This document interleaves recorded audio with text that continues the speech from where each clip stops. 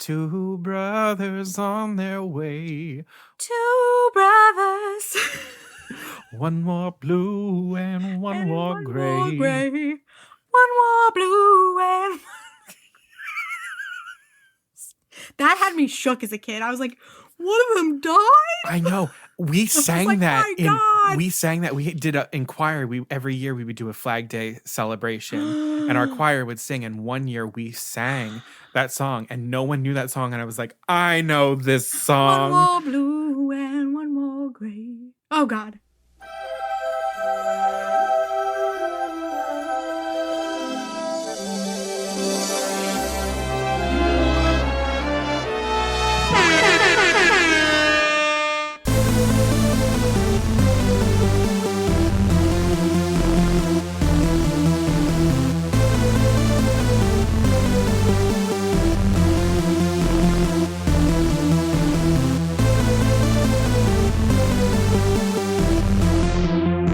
Yes, I've had the odd complaints, but on the whole, I've been a saint. To those poor unfortunate souls.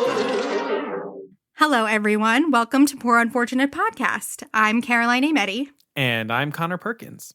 If you are a regular listener, welcome back. We love you. And if you've never listened before, hello. We are so glad you're here.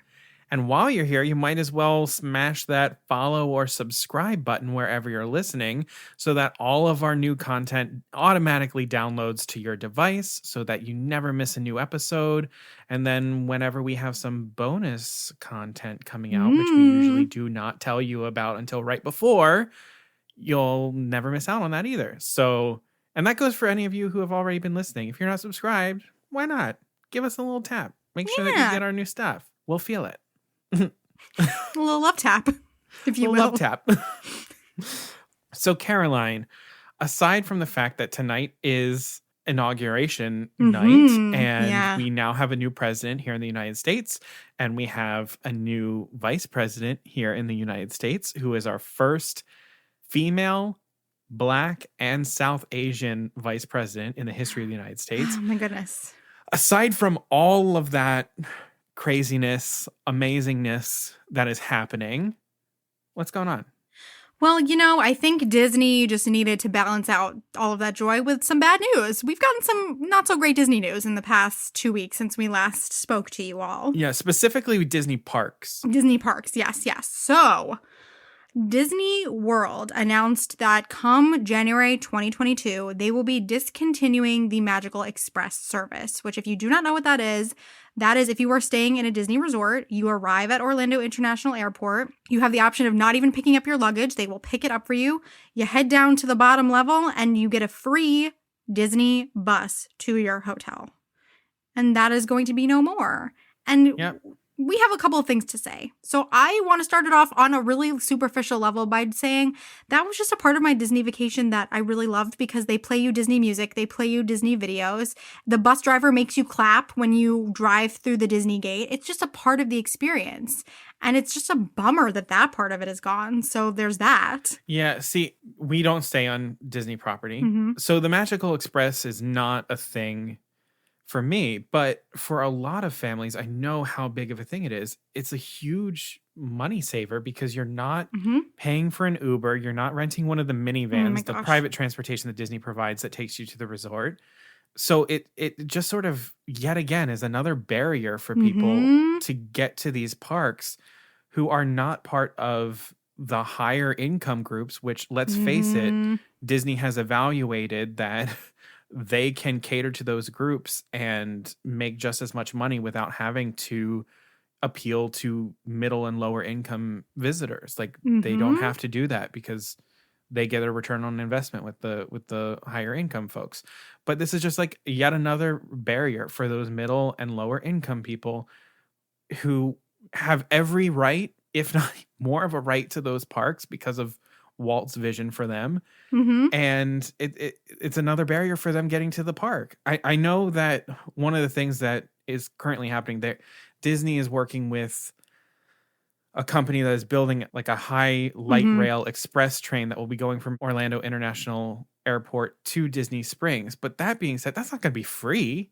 But also, here's my thing too. Even if it was, then I have to schlep my luggage from the train to like a bus at Disney Springs. It's just, why? And in the meantime, what's happening, and this is something that Disney really needs to consider, for a company that has been pretty committed to doing their part to reduce their carbon emissions by taking away this mass transportation and going to smaller, individualized minivans and relying on Uber, that is just more carbon that is going to be used. That's more of a demand of unnecessary non-carpool travel when they're all going to the same place. Yeah, we did a big family reunion where it was like 12 of us and we all got on one bus and then there was still room on the bus for other people.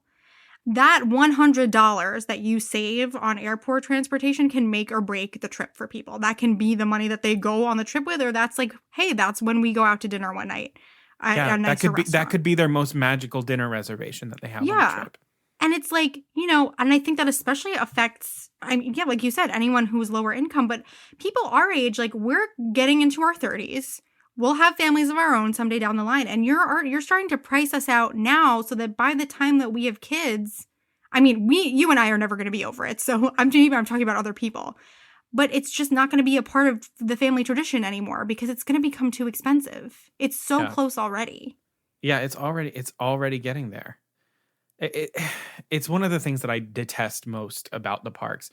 The way they use prices in the parks for tickets, the experience in general, now de-incentivizing the entire Disney resort stay in order to maintain quality of park guests, whatever that means, and to curb the population entering the park. They use that to purposefully curb the number of people trying to enter the park so that they don't have to reach capacity or that they don't have to worry about overflow or things like that.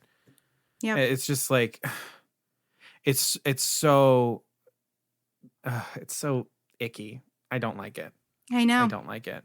I know. But right now they're taking away so much from Disney Resort property guests. You don't get free magic bands anymore. Yeah. You have to pay for the magic bands. hours. Oh my goodness. No extra magic hours. You're going to get time in the morning, which I'm like, yeah, every parent's dream. Like, let's give us more time in the morning. Yeah, that I was going to say. And we know me. I'm different in Disney. I'll get up at whatever time. But I liked using the extra magic hours at night sometimes because then the kids would go home and then I would try to jump on the more popular rides when we could stay later.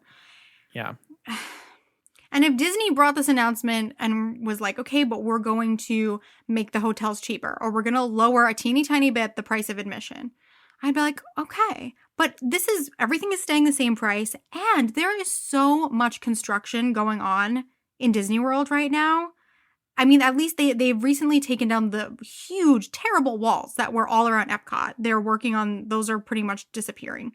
But you're paying to be around so much construction already. So much construction, so much less live entertainment in the parks, oh my which gosh. is such a big thing. Yep. That's one of the things that sets Disney parks apart from everything else is their live entertainment. And they do as much as they can at any turn to just suck the live entertainment away or see if they can get a cheaper alternative to that live entertainment. And then they're canceling the annual pass for Disneyland.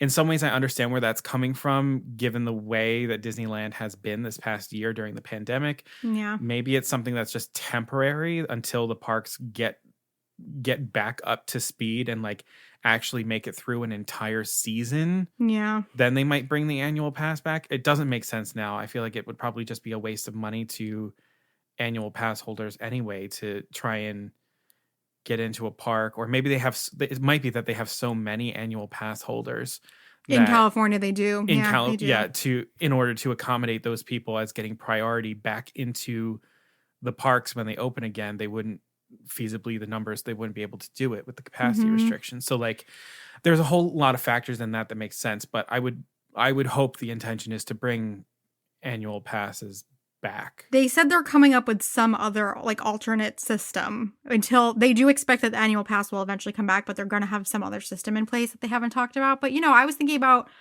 well, all the people who are Disneyland bloggers or Instagrammers, and the only way that they're able to do their work is because they have an annual pass and can come and go as they please. So yeah, I feel for them. That's going to be a hit there too. Yep. Disney parks is just like, there's some real mess ups happening in the way that this is being run and the way that the pandemic is being handled in all of it. I know that there's a whole lot of factors that are being involved. There's a lot of things that we don't see, but damn, like, you're going to take away all these things from your guests while keeping the prices high, while doing construction, while laying off all these cast members, while not having live performances, which I get because of COVID, but when they come back, what are they going to be? Are you going to try and get away with doing less? Because that has been the trend. Yeah, and I'm afraid of it being like the live performance you can catch is drawn to life in Disney Springs for extra money. Yeah. But on a brighter side, because this happened, WandaVision finally premiered on Disney Plus, and it is amazing. I'm watching it tomorrow. I'm really excited. I absolutely adore this show. It's doing so many things that I've never seen a modern show tackle. It's so smart, it's so inventive, it's so fresh, it's so new. The acting from Paul Bettany and Elizabeth Olsen is amazing. Shout out to Elizabeth Olsen. She went to acting school where we did. Yay, yes, claps. It makes me so proud to be an Atlantic acting school alumni watching Elizabeth Olsen work, because I'm just like, yes, this is an actor who does the work. And she's brilliant in it. She's absolutely I'm so brilliant. excited. Oh, yay. I'm so happy for her. Yay. I can't wait for you to watch. I can't wait to hear your thoughts. I'm so glad that they released the first 2 episodes on the first day, because that's one of the things that drives me insane with The Mandalorian. When that premiered, they only dropped the first episode. The fact that I got 2, I was like, oh my gosh, because I can't truly get enough of it. I cannot get enough of WandaVision. Good news. I love that. That's very good news. In short, WandaVision has been very, very well worth the wait, in my opinion. Oh, yay. Alrighty, so let's get started with the actual episode, our main content. This is our wild card episode. So we've done all kinds of things in our wild card. We've done ranking, we've done this or that, we did how well do we know each other? The newlywed game, yeah, we did. Yeah, we've done question and answer and stuff like that. And this wild card in particular is, I think, really special. So, it's end of January. It's award season. So we wanted to give a little nod to one of our favorite times of the year by holding our own awards show. And this is all Connor. We are now going to be holding the PUAs, the Poor Unfortunate Awards. The first annual Poor Unfortunate PUA. Awards. So please imagine in your mind that the winners are given a little golden Pua statue when they win. From Moana. Because I love him. Yes, Connor loves Pua. I love that you love him, and it could be the award. It makes me happy. So the way that this is going to work is Caroline has come up with 10 categories, and I have come up with 10 categories. We each have a list of about 5 nominees. We are going to announce the award. We are going to announce the nominees, and then the other person is going to give out the Golden Pua. I'm so excited. It's like stupid. I'm like, this is so stupid, but I love it. So, without further ado, welcome to the first annual Poor Unfortunate Awards. So, I honestly, in award shows, they always sort of like come out with a bang. They do. They start out with like Best Supporting Actor or Best Supporting Actress. So, I feel like... Yeah, give me a good one. I'm going to start right now with Best Leading Lady, Non-Princess, in an Animated Feature. Oh, don't do this to me. Okay. And the nominees are Mulan from Mulan. Fight me. I can't. Esmeralda from The Hunchback of Notre Dame. Megara from Hercules. Oh. Jane Porter from Tarzan. Oh. And Judy Hopps from Zootopia. Oh, fun little... Oh, okay, Judy. Nice. And the Golden Pua goes to Esmeralda. And here is why. Ooh. Here's why. An upset in my brain. Yes. Here's why. Number one, I think she is a different kind of character than we usually get to see from female characters in Disney overall. God Help the Outcasts is beautiful and emotional. And of course, it was between her and Meg for me. Oh. And it was really hard. Yeah, I knew you thought I was going to pick Meg. But no. Oh, wait, who did you think I was going to pick? I thought you were going to pick Mulan. That's who I would have picked. Oh, no. Well, that's also because I think she's a Disney princess. So. But she's not a Disney princess. But yeah, and I think Esmeralda is pretty much responsible for the destruction of Frollo and for like everything being set right in the story. I mean, yeah, it's Quasimodo, but it's just like Esmeralda is the motor of the whole thing. Yeah. And I just think she's very unique and special. I will say if we played like a little video clip in front of it would definitely be her going, justice! Like that moment. Oh, yeah, baby. Yeah. Yeah. So there you go. Congratulations, Esmeralda. Wow. Congratulations, Esmeralda, on your win this evening. I feel like Jane Porter would be the one who's like fake, like being happy for the rest of them and clapping. Yeah, Mulan is clearly going to be the Glenn Close, nominated time and time and time and time again and never winning. We feel for you, Mulan. All right, the category is Best Dance Moment. And the nominees are Step in Time from Mary Poppins, Miracles Happen from The Princess Diaries, So Close from Enchanted, 10 Minutes Ago from Brandy Cinderella, Kingdom Dance from Tangled, and one more, I'm so sorry, The Soulful Strut, which is the handshake from The Parent Trap. Shit. And the Golden Pua goes to Step in Time from Mary Poppins. Mm-hmm. And I'll tell you why. I mean, it's the only one from that nominee list that is just a full-blown dance number. And like some of the acrobatics that happen in that, the special effects that happen in that, it just has it all. I mean, when they're between the two buildings, balancing, doing the handstands, dropping down, when Mary just flies into the air and just starts like pirouetting for days. That was my favorite. Then the transition from the rooftops down the chimney into number 17 Cherry Tree Lane and then out onto the streets. It's just like, it's stunning. It's spectacle. I'm a slut for spectacle. Slut for spectacle. It has everything that I'm looking for. It's enchanting. Congratulations, Step in Time. Hooray. Well, I used to get lit to that song when I was little. It would come on my VHS and I would start running around the house because it would just like get me totally amped. Oh. I will say it was between that and Kingdom Dance for me. Yeah, I appreciate that. Kingdom Dance makes me, I hold my breath. I love Kingdom Dance. All right. So we didn't stipulate that these moments only had to be from movies. Mm-hmm. The PUA awards can go out to anything Disney. Yes, so yes. This next award is the best Walt Disney World attraction that people might skip. Ooh, yay. And the nominees are Astro Orbiter in Magic Kingdom, Living with the Land in Epcot, the Maharaja Jungle Trek in Animal Kingdom, the one with the tigers, Muppet Vision 3D, Hollywood Studios, and the Tomorrowland Transit Authority People Mover, Magic Kingdom. Son of a... And the Golden Pua goes to the Tomorrowland Transit Authority People Mover. Bravo, bravo. The People Mover, there's something about it that is just indescribable. It's just like a little zip around around mostly Tomorrowland, you see a little bit of Fantasyland, you see some of the Indy Speedway. There's not a whole lot to it. You pass through Space Mountain, you pass through some little like dioramas, little scenes. I can't miss the People Mover. I have to go on it at least twice every time I go to Disney. It's just fantastic. There's a feeling you get on it that's hard to describe, where you're just like, I'm in Disney, because you get a great view of the castle, you get a nice breeze, you get to take a break. Oh, the breeze is magic. Like the moments when it slows down and then it picks up speed. Those parts are also really fun too. It's so fun. It's fun. I mean, all it's doing is changing speed, but wow, so much fun. Yeah, I truly couldn't. I think if you know, you know. It's just one of those.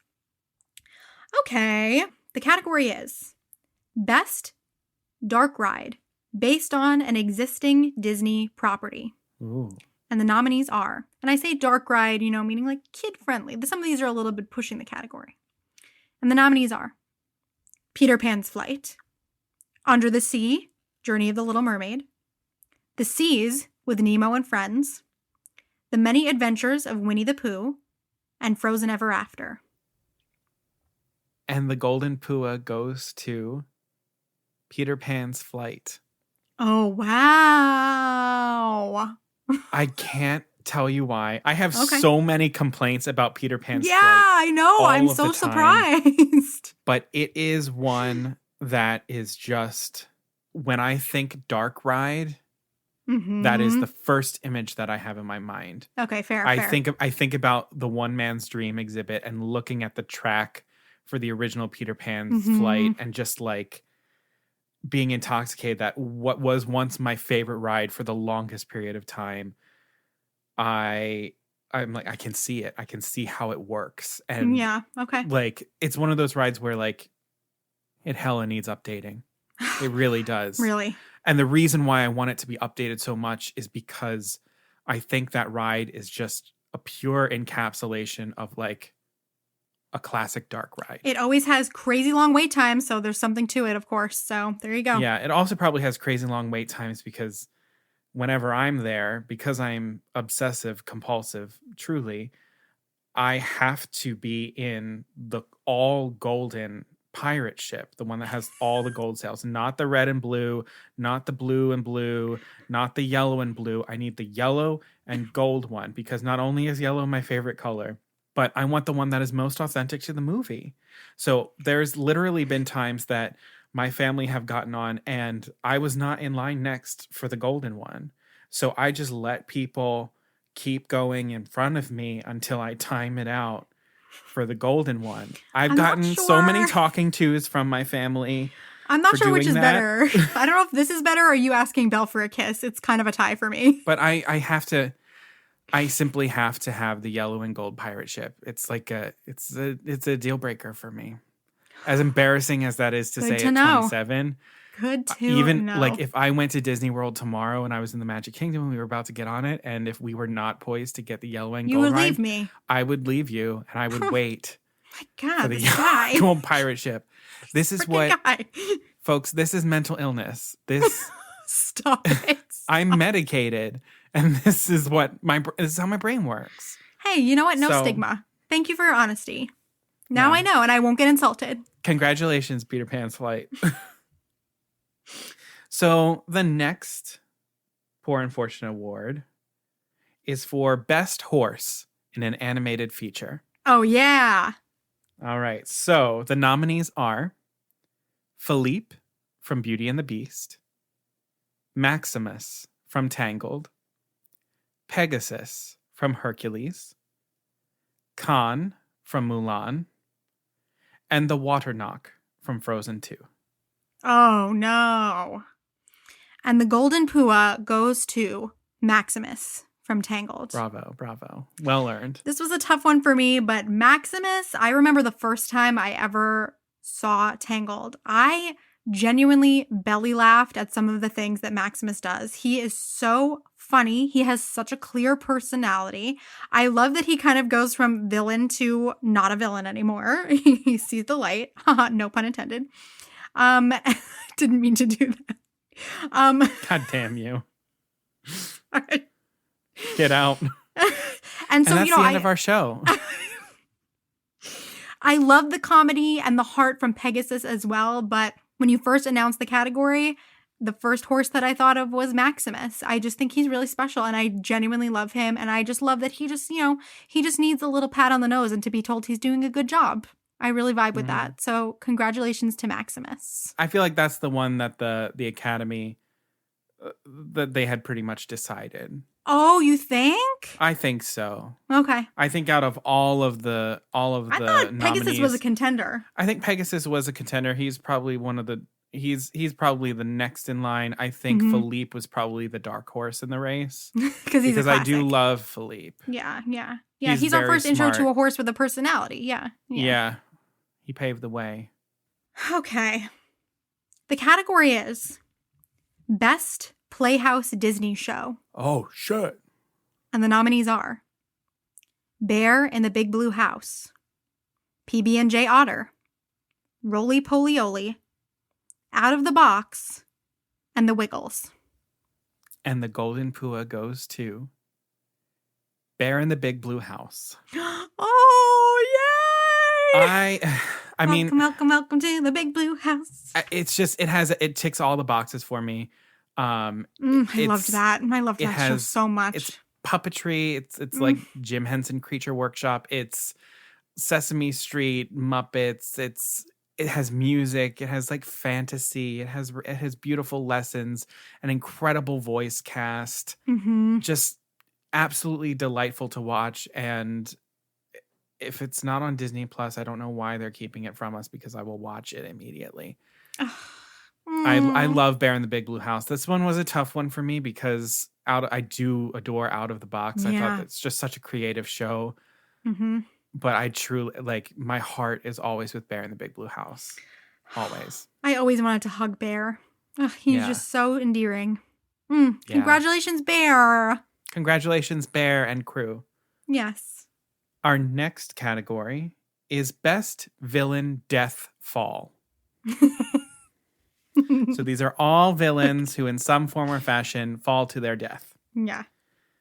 And the nominees are Maleficent from Sleeping Beauty, getting stabbed in the gut with the sword of truth and tumbling off the cliff in a rock collapse until she becomes nothing more than a black and purple splat on the ground with the sword still stuck in her. The splat. Okay. Judge Claude Frollo from The Hunchback of Notre Dame, poetically falling from a broken gargoyle near the top of Notre Dame Cathedral into a pit of hellfire of his own making. The Evil Queen from Snow White and the Seven Dwarfs. Having essentially won the game, she gets startled by some lightning when attempting to push a boulder down a cliff to kill the dwarves, but instead falling off said cliff and getting squashed by said boulder and presumably eaten by vultures. Clayton from Tarzan, entangling himself in jungle vines in a frenzied attempt to kill Tarzan with a machete and inadvertently hanging himself when he falls. Spooky. Mother Gothel from Tangled, experiencing the aging process at warp speed as she is tripped out the window of a small skyscraper by a very effective chameleon sidekick until she becomes nothing more than dust by the time she hits the ground below. And the Golden Pua goes to Judge Claude Frollo. I figured this one for you. Sure. Is it a little obvious that he falls into hellfire after singing about it? Sure. But I love drama, so I love that. Also, I love that we get to see Quasimodo watch him fall and be destroyed without actually like 100% being at fault for it. Like he sort of was, but the gargoyle broke. No one could have done anything about that. And he was about to try to throw them down into the hellfire anyway. So I just love seeing him go the way that he was trying to make them go. It's super satisfying. And also, a lot of it has to do with his previous performance as a villain, which, as we have discussed on the show before, is absolutely fantastic. And so he has got to go. And you know he's dead. So that's super satisfying too. Some of these other deaths, you're like, are they dead? Like, you know, could have survived that maybe, or maybe by magic you're alive. But Frollo's dead. And I really like that. Okay. I'm just curious, who was the other one that you were between? Mother Gothel, because it's so unique. It's very unique. Yeah. And magical. And again, yes, Pascal is super effective. But, you know, him killing her, I'm a little bit like, meh. So, yeah. Get out. Yeah. The image that I just always come to when I think about Mother Gothel is I think of the broken mirror and her eyes just like appearing in the shards of the mirror. Yeah. But then that moment when she pulls the when she hood pulls down it, that's exactly what I was thinking of. And you just see like this awful like mouth and nose. Yeah. Ugh. It's very creative and unique. Yeah, that was the runner up for me. Nice. All right. The category is Best Princess Casual Wear Costume Design. So, you know, these are some of the dresses we might consider quote unquote peasant dresses, but you know, I don't love that term, and some of them are a little bit more than that. So they're not the classic dress you're going to see the princess in the park. So the nominees are Belle's Blue Village Dress, the provincial dress, Aurora's Forest Dress, which is the black corset, gray Oh, skirt. you don't have to tell me. Shit. Damn you. Damn you. Damn you. Damn And you. the shawl. I know you love that. Shit. Ariel's town dress, which is the blue skirt with like the little black corsety thing and that beautiful bow. Tiana's yellow Duke's dress with the apron. Or Cinderella's house dress with the light brown skirt, brown corset, blue shirt, and the apron. And sometimes like, a little kerchief tied around her hair. I hate you. And the Golden Pua goes to Briar Rose in Sleeping Beauty. Ultimately, what it came down to was the complexity of the design, the silhouette. Good silhouette. And the color palette. Yeah. The color palette for this costume is beautiful because it's one that I do not typically think of. It's not one that I put together. I don't think of these colors and I'm like, oh, let's put them together because that will look exquisite. But when they are all together, they are exquisite. The black, the white, the beige, kind of like mauve sort of like top sort of thing happening. She's got the headband too. The headband. The headband, the like Merlot shawl that's happening. It just all comes together for me in what I think is the best costume in that film for Aurora. I'm with I think that costume is the best costume that she wears. Okay. So, congratulations. Congratulations. That's that one. The other one I was between was Belle's provincial dress. Oh, okay. Yeah, makes sense. But at the end of the day, Aurora's was just slightly more complex and pulls it off just as effectively. And at the end of the day, it's Aurora's best dress. That's not Belle's best dress. And it's not typical princess colors either. Blacks and like brownish grays. No, not at all. Yeah. It's very muted. It's very because it like symbolizes her blending into the environment because she's in hiding. Like it's all colors of the woodlands so that she's like camouflaged, but she can't help but stand out because she's so beautiful and has such a wonderful personality. So well, I don't know about that part, but shut the hell up. She loves those animals. God, I hate her. All right.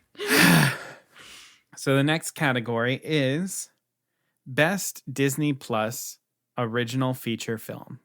Ooh, okay. And the nominees are Lady and the Tramp, Noelle, Nope, Black is King, Godmothered, and Soul. Oh, see, I messed up because I didn't see Godmothered yet, and I want to. Oh, shit. And I feel like I would love it. Shit. Well, it's okay. Watch that. I'm one of the. I don't know. I'm one of those jerk, voters who didn't see all of the films. I'm so sorry. Okay. The Golden Pua goes to Black is King. Nice. Maybe it's because I haven't really seen a lot of other visual albums. I know some exist. I've never seen anything like that before.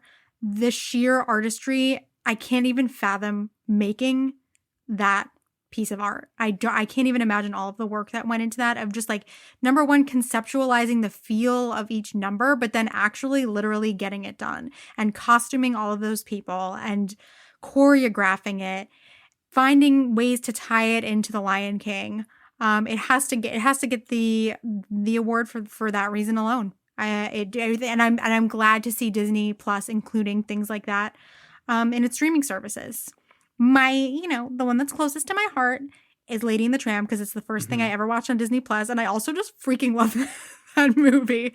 But I'm not going to give it to a remake right now. So congratulations to Black is King. That's very fair, and I think that's very impressive. Honestly, I remember watching Black is King for the first time and just thinking they should have just released this in theaters not this past July, but the July before, and called that the reimagination of the Lion King, because I would have preferred that exactly over the remake, a shot for shot remake. Exactly. Yeah, I so agree. Yeah. This is quite a unique category, but I was doing some research and fell into this one, so let's see what you have to say. The category is Best 2003 Film. Oh, God.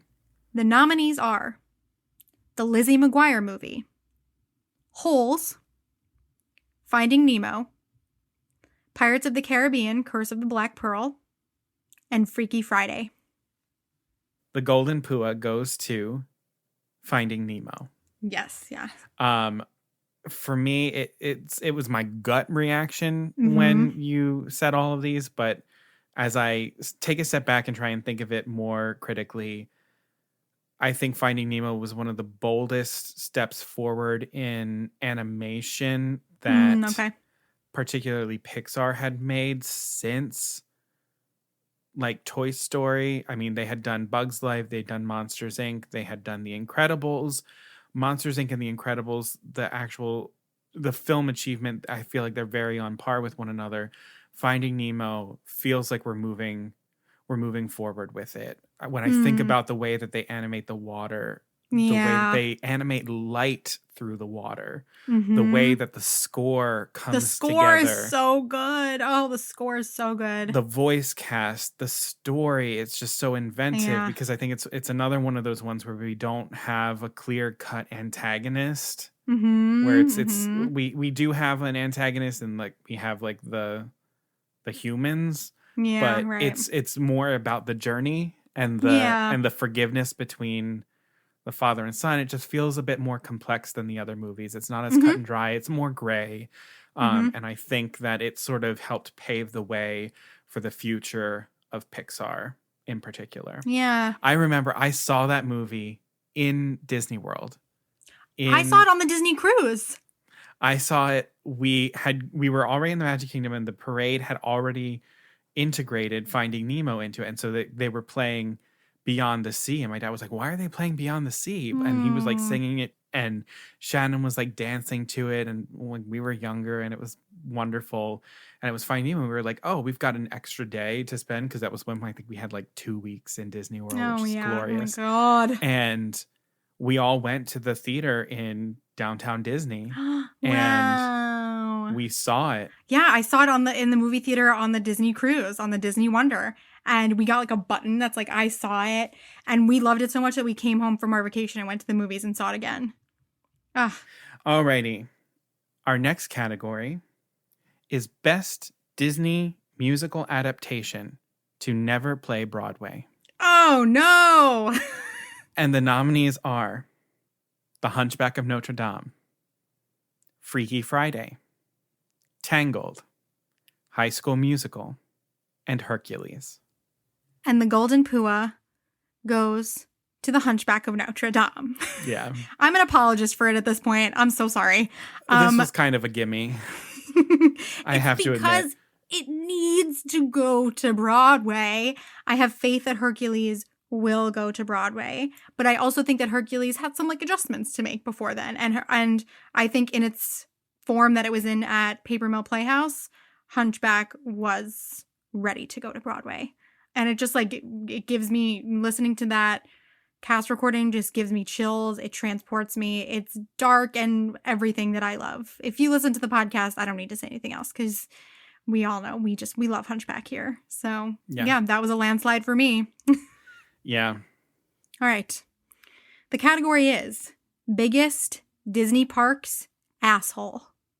And the nominees are the I'm Meeting My Friend line jumper, the person with their kid on their shoulders during the fireworks, the person who stops abruptly in the middle of the path or in the middle of Main Street, the person taking flash photos on the dark rides, the person talking through the ride they've been on 1,000 times, or the person unapologetically running over your heels with their stroller. This is awful. And the Golden Pua goes to the person taking flash pictures on a dark ride. And the reasoning for this is all of those other things can be slightly forgiven. The one that comes closest, I think, to that is the person with the kid on their shoulders during the fireworks. Although I put that, I thought I was a jerk when I put that down. I'm like, I'm complaining about a kid enjoying Disney. I'm a terrible person. No, I think that one is definitely rude because there are other kids that get their view obstructed by that, and that's and you can hold your kid at the level of your own head. They don't need to be above it. Exactly. And it's one of those things where like you can move around, you can find a new place, you can and you can see parts of the fireworks. And it's one that if everyone just sat down for the fireworks like they do in like Tokyo, Yep. everyone has an incredible view. I know. But the reason it goes to the flash pictures on a dark ride is that after all of the time that you spend waiting in line to experience this ride that goes by in maybe 5 minutes or less, to have someone deliberately messing with the illusions of the ride that you have just spent all that time waiting for is unforgivable, especially if you are in a position where you cannot do anything. And it goes to one of my biggest frustrations of people in the parks. It's people not just living in the moment. Yeah. It is such a privilege to be in those parks. There are people who will never get to go there. There are people who will only get to go there one time. To rob them of the richest and fullest experience of that by interrupting their experience, making your experience of the parks bleed over into their zones, I think is just something that is unacceptable in my view. And so therefore, I think that is the biggest asshole that can be in the park. Great choice. Yeah. And the next category is Best Fairy in a Supporting Role. And the nominees are Tinkerbell in Peter Pan, the Blue Fairy in Pinocchio, the Fairy Godmother from Cinderella, Maleficent from Sleeping Beauty, and Fairy Mary from Tinkerbell. Animated Cinderella, not Whitney. Screw it. And the Golden Pua goes to the Fairy Godmother from Cinderella. Listen, I'm tired of things happening like Glenn Close getting nominated a million times and never winning. It's the same thing. The Fairy Godmother is the OG. We owe her a lot. Bibbidi Bobbidi Boo is a showstopper, and I feel like if you played me a little clip of that as we're running the clips for these, yes. There's also just something, Maleficent is fantastic. I almost gave it to her. She's a villain. Villains always win. And I understand Maleficent's motivation. So therefore, I think the Fairy Godmother's a little bit more interesting. Why did she help Cinderella besides the fact that she's been assigned to her? I don't know. There's something mysterious about her. There's also something that's like extremely endearing about her. And I know this isn't exactly part of it, but when I see her in the parks, I get really excited. Like, and I really want to like talk to her. And I love her message. Like, I love her message. I love her vibes. We get a little bit of humor, but we don't lean too heavy on the humor. It's actually a pretty nuanced performance. So congratulations to the Fairy Godmother. Congratulations. The camera just panned over to Tinkerbell and she's making the Chrissy Teigen face at the award show. Tinkerbell, better luck next year when you get nominated for leading fairy in your own movie. Yeah, and Maleficent has other chances to win in other iterations, so I'm going to give this to the maybe Fairy Godmother. Angelina Jolie will win Maleficent for her, but honestly, she shouldn't, though. Oh. Because animated Maleficent is the best, though. Okay, I like Angelina Jolie as Maleficent. Yeah, I do too. Animated Maleficent is my queen. Yeah. I've snubbed Maleficent a couple of times because her death is really good too. I'm really sorry to her. She's really mad right now. And she's going to come for you after this. Yeah, she's coming for me at the after party. She's walking down the aisle right now. She has her staff. She has her bird, and they are dipping. Some drama right now. All right. The category is Best Friendship. Oh. The nominees are Copper and Todd from The Fox and the Hound, Kuzco and Pacha from The Emperor's New Groove, Carl and Russell from Up, Remy and Linguini from Ratatouille, and Dory and Marlin from Finding Nemo. I have to say, one of the things that I like the most about this category is that all of these friendships are ones that evolve heavily over the course of their films, which I enjoy. And that's what makes it a little bit tricky for me. And the Golden Pua goes to Carl and Russell from Up. Oh. One of the things that I think I like the most about this is that it is truly, I think, out of all of them, just such a unique and unlikely pairing. Yeah. I think both characters are so beautiful. They both have something from them that is lost, something that is missing, and they are dealing with it in very different ways. Both a little bit in denial about what they're missing. And then eventually through the course of the film, they find it in each other, that it's not a friendship that happens right away. They are forced to be together. And then they find something that is just so strong by the end of the film. The way that they stick their necks out for one another, the importance of who they become for one another, I think is just so special and not something that we see in animated movies. We don't see an old man making really, really good friends with a very, very young kid. Yeah. So congratulations, Carl and Russell. Very well. So Russell just ran up and like grabbed the Pua, and like Carl is still just like making his way down. Yeah. With his walker. And he gets up there in time as the music starts playing and they have to walk away. Yeah. The next category is Best Castle in an Animated Film. Oh, I knew. Yeah, I almost did this. I'm so glad. Okay. And the nominees are The Beast Castle from Beauty and the Beast, The Castle of Corona from Tangled, The Sultan's Palace from Aladdin, Prince Eric's Castle from The Little Mermaid, and Atlantica from The Little Mermaid. And the Golden Pua goes to Prince Eric's castle. An upset. Yeah, there has to be an upset. I mean, I'm so understanding the way the Academy thinks now, because I'm like, I can't give it to the Beast Castle. It's too obvious. It's too obvious. The first, like, so I'm kind of going more for the most beautiful to look at to me is Prince Eric's. There's a lot of really unique things going on. Prince Eric or Prince Eric's castle? I mean, both, but both of them. The architecture. Mwah.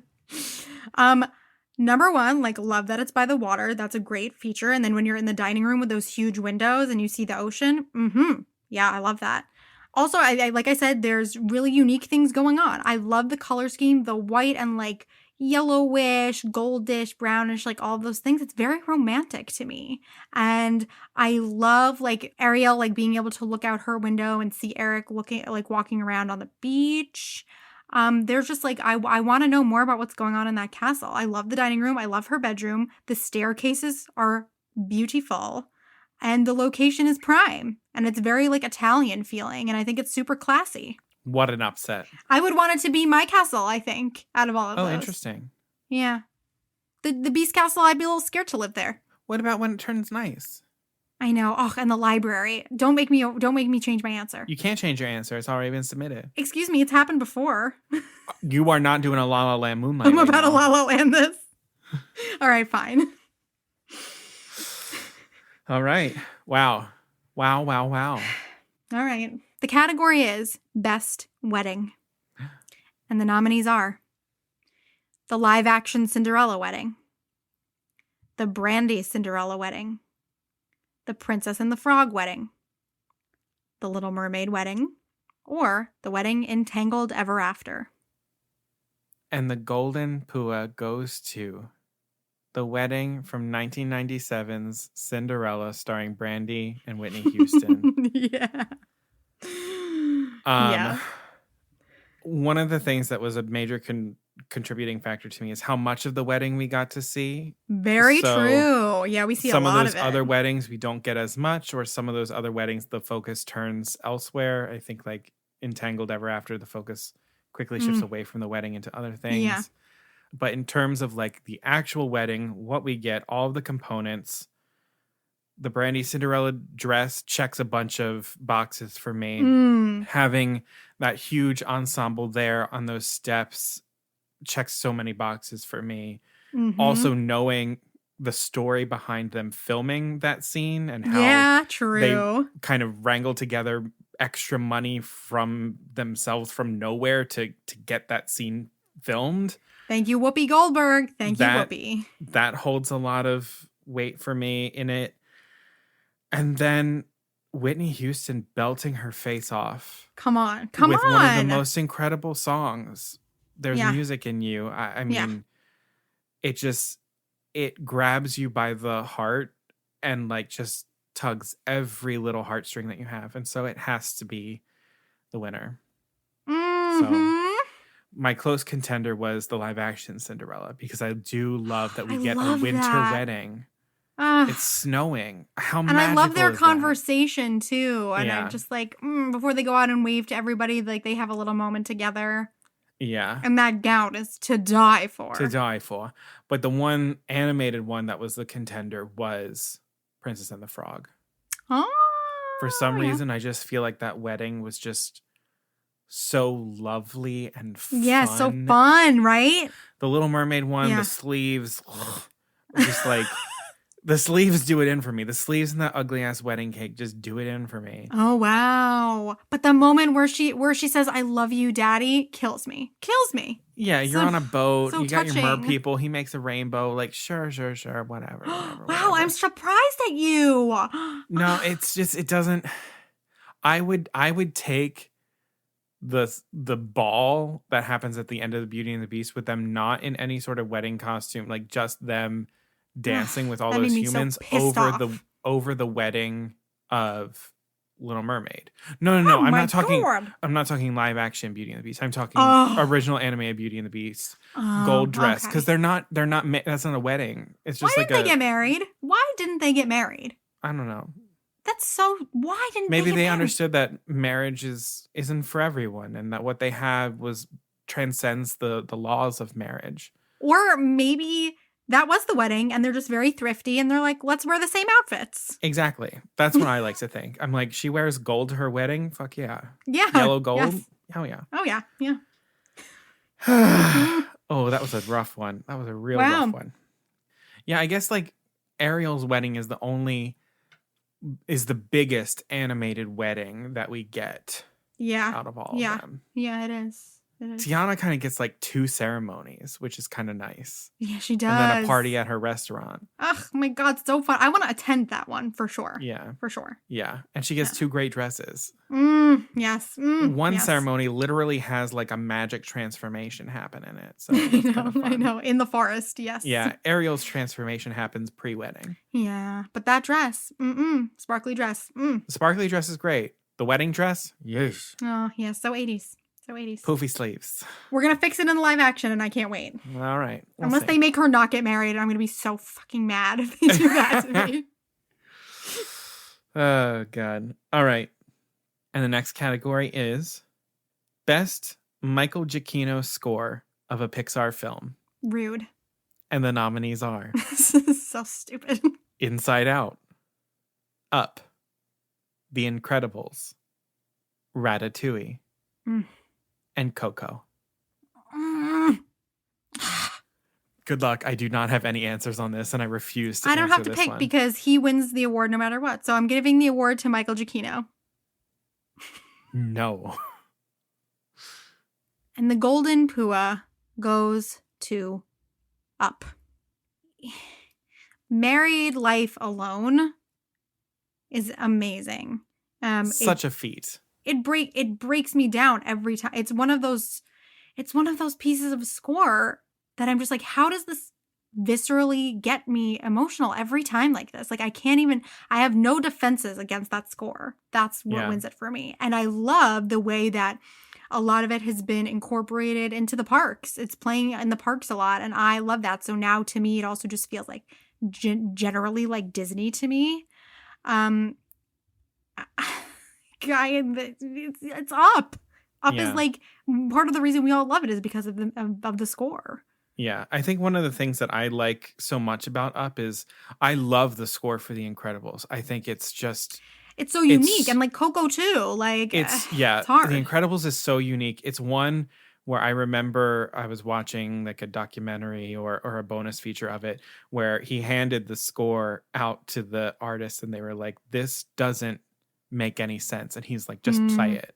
And they were like, "No, this doesn't make sense." Totally and he was like, "Literally, just play it," and conducted it. And they were just like, "Oh shit, that's it. That's the vibe." But one of the things that I like is such a vibe. What I like is that a lot of the musical affectations and things like that even find their way into the Up score.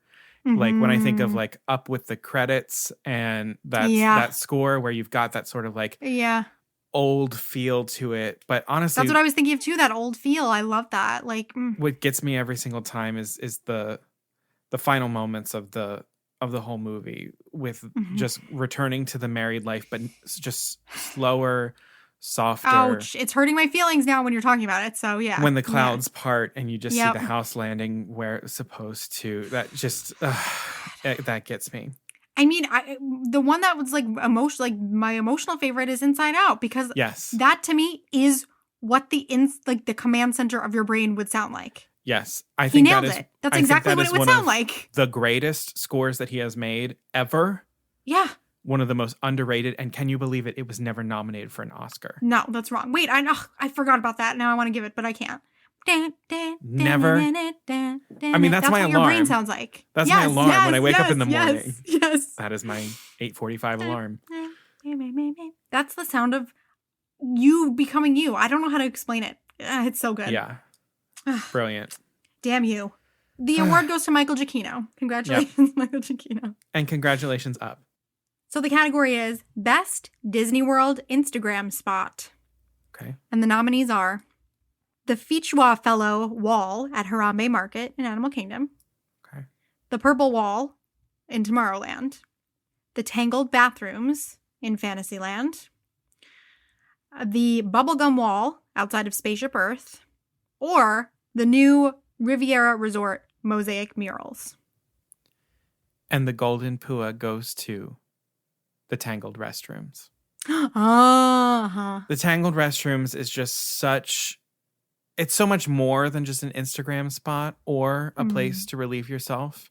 It is truly a vibe. It is it's living. It just feels like there's an energy there that a lot of the walls don't have. The mosaics, I do feel some energy from them. But, I thought you would pick that, yeah. But the Tangled Restrooms in particular, they change. The experience of that location changes throughout the day. They light up. There are different angles that you can get. There are different walls within the experience. Cool. Yeah, there's the tower at night. You've got the lanterns. You can take your picture holding the lantern in that area. There's just more Instagrammable moments to capture in that area that a lot of the other walls and Instagram locations just simply do not have. Okay. Tangled Restrooms is the Instagram spot of Instagram spots. Okay. Yes, Alrighty. Yes. And now for our second to last category of the evening. This is one that I'm very excited for. Okay. This category is Best Non-Disney Film that Disney was stupid enough to miss out on. I love this. And the nominees are Anastasia, The Swan Princess, How to Train Your Dragon, Kubo and the Two Strings, The Prince of Egypt. And this isn't necessarily saying that Disney should have produced these films, because in almost every case here, I do not think that Disney was the right studio, but Disney should have been on the lookout and nabbed some of these stories before other people did, or not have let them slip through their fingers. Okay. The Golden Pua goes to the Swan Princess by process of elimination, honestly. Kubo and the Two Strings, How to Train Your Dragon. Yeah, I just like, to me, their vibe is just like, I don't need Disney's vibe with those stories. Same goes for Prince of Egypt. I actually don't really want Disney touching a story that happened in the Bible, because I think they're going to soften it maybe a little bit too much. And yeah, no. And then it's kind of the same thing with Anastasia, where I love how dark it got, and Disney can go there for sure.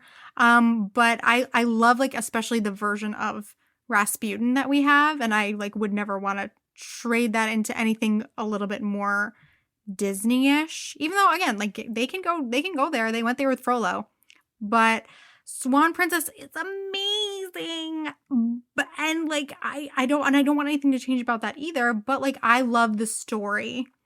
And I think there's interesting things that would have come out of it in a different way had Disney done it. I would have been interested to see who did they decide to make the sidekicks? And how would they make Rothbard versus how he ended up? And yeah, I just love my favorite part of Swan Princess is the romance aspect of it. And I think Disney does romance really well. And so it's like, and it's also just like a very clear choice for Disney. Like that's one of the major fairy tales that they just have skipped over. Mm-hmm. And so, yeah, they should have grabbed that. But I love it the way it is. Yeah. But I think the story, or I don't know what exactly it is. Some of the characters could have been eliminated. It needed a little ironing out. And I think Disney would have spent a little bit more time on the screenplay. Yeah. And that's my thing with this category is I don't think that, I'm not saying that like Disney should have done any of these ones. Mm-hmm. But I do think that all of these stories were ones that Disney missed out on a good story that they should have been looking for that kind of story to tell for themselves. I agree with you on Swan Princess. I think that one is just such, above all of the other ones, that is just one that just screams Disney. Swan Lake is just, It is a Disney story. Like if I got to see Odette in the parks, I'd be so happy. I love Odette. She's beautiful. Longer than forever. I'll hold you in my heart. And then maybe Dara could have had better hair. Oh, such better hair. Yeah. But she has the best hair, and I would never want to change her hair or her outfit. So I also could have gone for Disney doing Thumbelina as well. That was a contender to be on the list. Love Thumbelina. Yeah. Is this my last one? I think it is, right? This is the last one. This is the last category of the evening. Make it good. The category is Best Words of Wisdom. And the nominees are: Sometimes the right path is not the easiest one. Grandmother Willow. The past can hurt, but the way I see it, you can either run from it or learn from it. Rafiki. Sometimes the world seems against you. The journey may leave a scar, but scars can heal and reveal just where you are. Grandma Tala. Always let your conscience be your guide. Jiminy Cricket. And the very things that held you down are going to carry you up. Timothy Mouse. And the Golden Pua goes to Grandmother Willow. Sometimes the right path is not the easy one. This is a quote that I find to be one that I consistently give out to people. It's one of the pieces of advice that I always give out to people, that I remind people of, and the sort of standard that I judge things by. I feel like it's a moral that is deeply ingrained in me, Connor Perkins. And I think one that is so necessary to the times that we live in, and unfortunately is one that continues to repeat itself time and time again.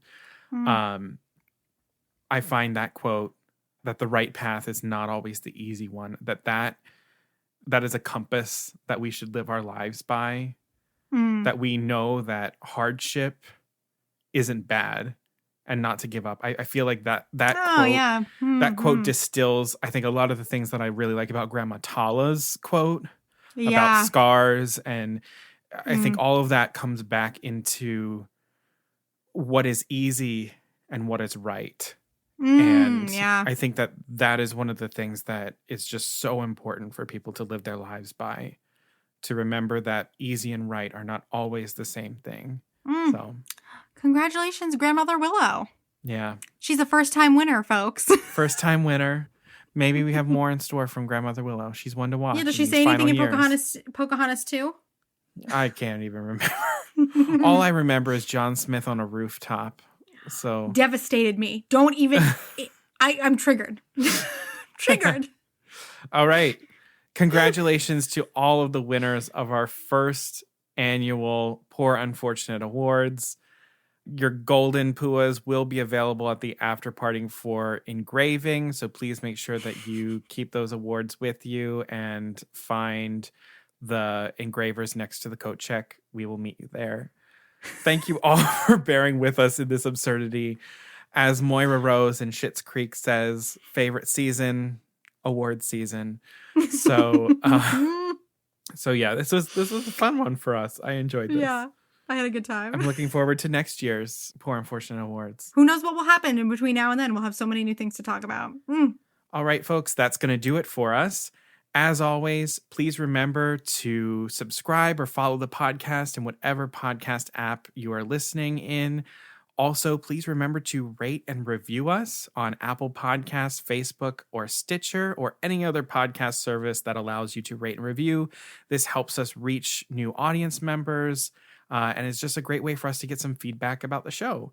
We would also love it if you followed us on social media. We are at Poor Unfortunate Podcast on Facebook and Instagram, and we are at Unfortunate Pod on Twitter. That's another way that just gets us to some more viewers, and we have a lot of, separate fun things that happen on social media that we don't even touch on in the episodes. We do a lot of fun activities in the stories, and if you're looking for even more fun and more Disney content throughout your week, you should definitely join us in the Poor Unfortunate Fam, which is our Facebook group. We have a bunch of listeners on there. We're growing by the week, and we discuss the episodes. We share Disney news as we find it. People take BuzzFeed quizzes, really silly ones. This week, everybody found out what their age is based off of which Disney snacks they would eat. I don't know. I don't want to do work, so I send them to everybody, and everyone takes them, and everybody bonds over their answers, which I really love. So you should definitely join us there, because we're going to roll out some things that might only end up being in the fam, and you don't want to miss them. Yeah. Additionally, we do have a survey, an audience feedback survey that is available on our social media links. So if you go to any of our social media accounts and click on the website link, you will be able to take a short survey. It's just 10 questions just for us to get some information about how you like to enjoy the podcast, things that you're looking for, just so we can make sure that you're getting the best experience possible. And as we always say, it does take us a little bit of money to keep the podcast up and running and coming to you. We do have a PayPal account. Our donation link is in the episode description, as well as in those website links in our social media accounts. Truly, anything that you have that you might be able to contribute really goes a long way for us. It could be $1, it can be $5, it can be $10, it could be $100. We don't care. You can make it monthly. You could make it a one-time donation.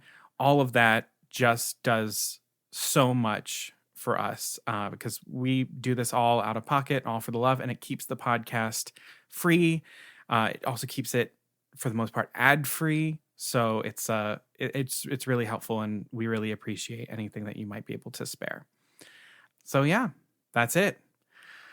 So until next time, Beluga Savruga.